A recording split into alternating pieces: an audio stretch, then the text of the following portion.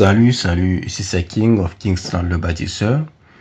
Bienvenue une nouvelle fois à une autre édition de notre show, le show que nous avons baptisé Les Faits, ici nous ne parlons que des réalités, même si ça peut choquer certaines personnes, mais c'est pas grave. Ce soir, nous allons parler d'un truc très rapidement. Il s'agit en fait du comportement des hommes envers les femmes dans la séduction. Donc on a intitulé notre sujet et pourquoi les femmes méprisent les hommes dans la séduction. Et vous savez quoi, j'ai fait un constat tout récemment et j'ai changé juste mon profil Facebook en femme, j'ai changé mon statut en femme, j'ai changé ma photo, j'ai mis une photo de femme. Et c'est juste le compte rendu de ce que j'ai eu à voir et à subir que je vais faire ici tout de suite. Vous voyez. Et quand il s'agit de drague ou bien de séduction, les femmes se comportent très mal avec les hommes. C'est d'ailleurs ça qui m'a poussé à vouloir me mettre dans la peau de femme. Et ce que j'ai vu n'est pas vraiment sain. Oui, un peu. Et j'ai vu que les femmes se comportent mal avec les hommes, tout simplement parce que les hommes se comportent comme des chiens. Oui, c'est le mot qu'il faut, c'est pourquoi je l'ai utilisé. Les hommes se comportent comme des chiens, ils ont trop faim. Ouais. On dirait des chiens de Pavlov, ouais, un peu. Ils se comportent comme des mendiants et souvent de manière très inappropriée. Ils se comportent de façon très inappropriée. Beaucoup d'hommes sont malades émotionnellement, il faut le dire. Beaucoup d'hommes sont très malades. Émotionnellement, ça ne va pas. C'est quand j'ai changé mon statut d'homme en femme, et aussi de photo, et que j'ai compris que les femmes souffrent aussi. J'ai compris leur attitude envers les hommes. Et tellement les hommes me dérangeaient d'un peu partout dans le monde. Ils ne cessaient de m'appeler en appel vidéo, que j'ai toujours rejeté d'ailleurs. Mais ils me rappelaient toujours jusqu'à ce que je finisse par le bloquer. Et à d'autres hommes, j'ai dit que j'étais en couple, que je suis marié, qu'on ne pouvait pas se voir ni avoir de relations, que ce soit amicale ou amoureuse, que c'était impossible. Mais tellement les gars insistaient. Ils étaient lourds, quoi, vous voyez un peu. Il y en avait qui disaient qu'ils allaient mourir s'ils ne me parlent plus. Et d'autres m'ont proposé de l'argent sans m'avoir vu ni m'avoir rencontré. Et quand on m'a proposé de l'argent, je me suis dit, mais être femme, c'est bien. Non, être femme, c'est génial. Parce qu'on peut se faire facilement de l'argent comme ça sans rien demander. Mais c'est bien d'être femme. Oh là là. J'ai compris que les hommes avaient faim, tellement faim. Mais d'où cette faim venait, je ne comprenais pas au début. Donc il m'a fallu vraiment réfléchir sur cette faim. Oui. Donc c'est de là que j'ai compris, en fait, que le marché de la séduction est très risqué. Oui, un peu. Et c'est risqué parce que les hommes autant que les femmes souffrent. Donc, ce qui se passe en fait est que très peu d'hommes sont voulus par les femmes. C'est ce que j'ai fini par comprendre. Je n'ai pas de statistiques exactes, mais je peux dire que 90% des femmes veulent que 10% d'hommes.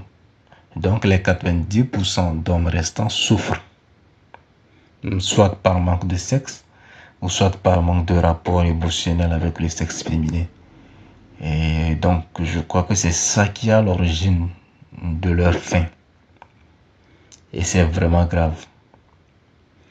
Donc, j'ai compris pourquoi certains hommes, bien ces hommes qui me dérangeaient, réagissaient comme ça, et aussi pourquoi les femmes avaient souvent des attitudes mauvaises envers les hommes. Oui. Et moi-même, à la place des femmes, si j'ai autant de demandes d'amitié, autant de messages à lire, autant d'appels à répondre, j'aurai des attitudes bizarres, c'est normal, hein, puisque j'ai tellement d'options. J'ai tellement d'options que moi-même, je ne sais même pas quoi choisir, avec qui parler, avec qui ne pas parler. Et tellement la demande est forte que je dois jouer à la plus importante. C'est tout à fait normal. Donc sur ce plan-là, je comprends les femmes. Mais à qui la faute? C'est ça la grande interrogation. Et donc ce que j'ai à dire ici, c'est que la majorité des hommes ont perdu leur masculinité en fait. Je définis ici comme masculinité, la masculinité, je la définis comme étant un homme qui sait se maîtriser, qui sait maîtriser ses envies, ses pulsions, ses émotions, et surtout un homme qui se fait passer avant la femme. C'est très important. Parce qu'un homme qui n'arrive pas à se faire passer avant la femme va toujours se comporter comme un chien de Pavlov. Ouais. Il y a même un verset dans la Bible. Je ne me souviens pas exactement, je crois que ça doit être Proverbe 33, verset 3. Bon, je ne sais pas trop, il faut vérifier. Mais ce verset dit ceci, que l'homme ne doit pas céder son énergie à la femme. Parce que l'énergie, c'est tout. Donc, quand l'homme cède son énergie à la femme, c'est qu'il a perdu sa masculinité. Mais quand on voit le comportement de ces hommes envers les femmes, c'est ce qu'ils font en fait. Ils cèdent toute leur énergie à la femme. Et en ce moment, ils ne sont plus rien. Donc la femme les traite comme elle veut. Vous voyez. Et donc, c'est ce que j'ai fini par comprendre. Donc un homme, pour moi, c'est quelqu'un qui n'a pas forcément besoin de la validation ou de l'amour de la femme pour se sentir homme. L'homme doit se sentir homme parce qu'il est né homme. C'est parce qu'il est né avec un sexe mâle. C'est juste pour ça qu'il doit se sentir homme. Il ne doit pas se sentir homme en fonction de la validation d'une femme. Vous voyez? Vous voyez un peu. Donc, comme je le disais un peu plus tôt, si on se réfère au test religieux, la femme, c'est la faiblesse de l'homme depuis le commencement. Et d'après les tests religieux, c'est à cause de la femme que nous nous sommes retrouvés ici. Et c'est aussi à cause de la femme que beaucoup de grands hommes ont échoué dans la vie. Oui. Donc, quand un homme n'est pas assez homme, la femme va toujours le faire échouer. Elle va toujours faire échouer tous ses projets. Les preuves sont là, hein. Les preuves sont là avec les plus grands hommes de l'histoire du monde. Adam, c'est avec lui que ça a commencé. Il n'a pas été assez homme. Il faut le dire. Samson, pendant je ferai une vidéo par rapport à ça. Puisqu'il y a tellement de grands hommes qui sont tombés à cause de la femme. Un peu. Donc il a fallu seulement qu'il ne se maîtrise pas face à une femme et puis ils se sont vus écrouler plutôt.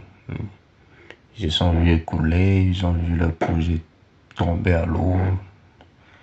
Donc un homme doit cesser de courir et d'avoir autant faim devant une femme. Je sais que le monde est cruel, mais les hommes doivent devenir costauds mentalement. La femme, c'est la beauté, je sais. La beauté, ça attire, c'est une valeur très importante. Mais la beauté de la femme, c'est comme le mirage. Si on veut courir trop derrière, on risque de se perdre. Quand on voit une femme belle, il faut juste l'apprécier. Tout au plus, le lui faire savoir. Bon, si elle répond positivement, tant mieux. Si elle répond négativement, on s'en fout. La vie continue. Donc sur ce, moi je vais m'arrêter ici. Et je vais vous dire bonne soirée sous la protection divine. C'était King of Kingsland, le bâtisseur. Ciao.